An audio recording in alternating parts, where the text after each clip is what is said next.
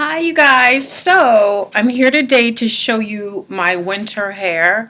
Now I just did this on about a week ago. Actually it was under a week ago. I did this on, today's Halloween. Oh, today's Halloween, by the way. These braids I actually did on Friday or Thursday. I think Thursday. On Thursday of last week. Okay, this is what you have to understand about me. Like when I get an idea in my head or there's something I want or I want to do, I have to do it like right away. No waiting, no nothing. I just have to do it right away. So I decided I wanted nice, long, poetic justice braids. All right. Or Solange braids because I guess this is the new generation. But back in the day, these were like, you know, the Janet Jackson braids, Dookie braids. But as I remember it, Dookie braids used to be a little bit bigger, you know. But okay, so I guess this is the new version, smaller, chicer version of the Dookie braids. But what was I gonna say? Oh, okay. I have to start drinking ginseng because I have the memory of a tsetse fly. So, anyways, today I was gonna show you these braids that I did. I originally was going to go to a hair braider because some places do braiding really cheap out in Cleveland. And a friend of mine told me about her hairdresser and she was only going to charge me $60 for this type of braids.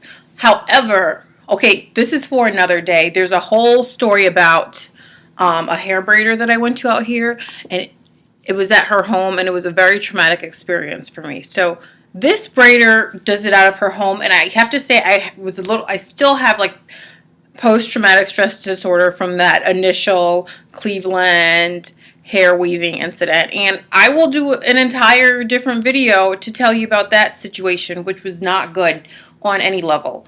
Anyways, so decided I want to get my hair braided, and I was going to go to her, but then I was just like, you know what, I'm picky about my hair, and I like things how I like to do it, and I didn't want to risk having another instance of that other traumatic experience. Beyond traumatic. That other traumatic braiding experience. Didn't want to have to risk that. And it's kind of uncomfortable to sit at someone's home for like 8 hours while they do your hair. You can't really read because, you know, they're like pulling your hair this way and that way. Anyways, I decided I was going to do it myself. It took me about 8 packs of hair. And I used the hair that's like the Kanekalon hair in Yaki. Not the one that's super rough. The one, you know, the one that kind of looks like wool in the pack, but the one that's got like a bit more of a sleeker look, almost like relaxed African American hair. Because when you're braiding, the one that's very, very coarse, it gets tangled easily, and I don't want to have to deal with that, especially if I'm doing my own hair, and it's going to take long enough. So I just went and I popped on the PBS documentary series, House series, and, you know, I popped in Manor House, and I watched the entire series, and by the time the series was done, my hair was done. And so this is how it came out. It's actually quite long. I don't know if you can see that.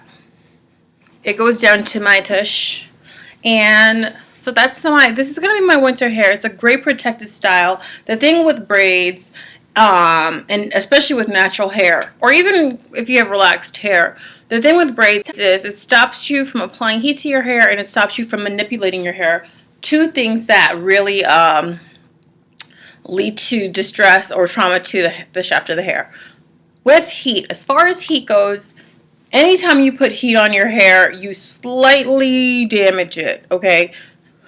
Some people say no, but seriously, you slightly damage it a little bit.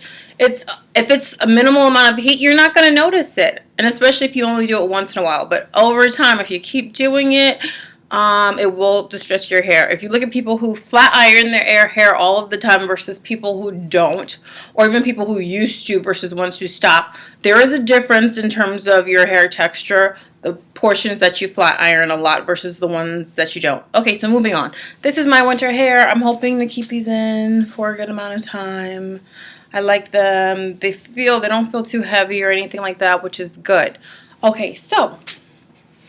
Oh, and this is my winter makeup. I've been doing my makeup in like a light. Can you see this? So this is how I've been doing my makeup. I've been really into like a light kind of natural looking look at this time. And I actually did a white liner. And the thing with the white liner is you want to try to blend it a little bit because you don't want it to look like, you know, honey. Back in the day, you know how when the girls would do the chalky white liner over the eye and under the eye, you don't want to look like that. But if you do like a nice little light white line and blend it a little bit, and even you sometimes go through it and do a little bit of mascara, I think that's better. And if you have questions about braiding your hair and how to do it, I can help you out. And that's it. So, laters. Bye, guys.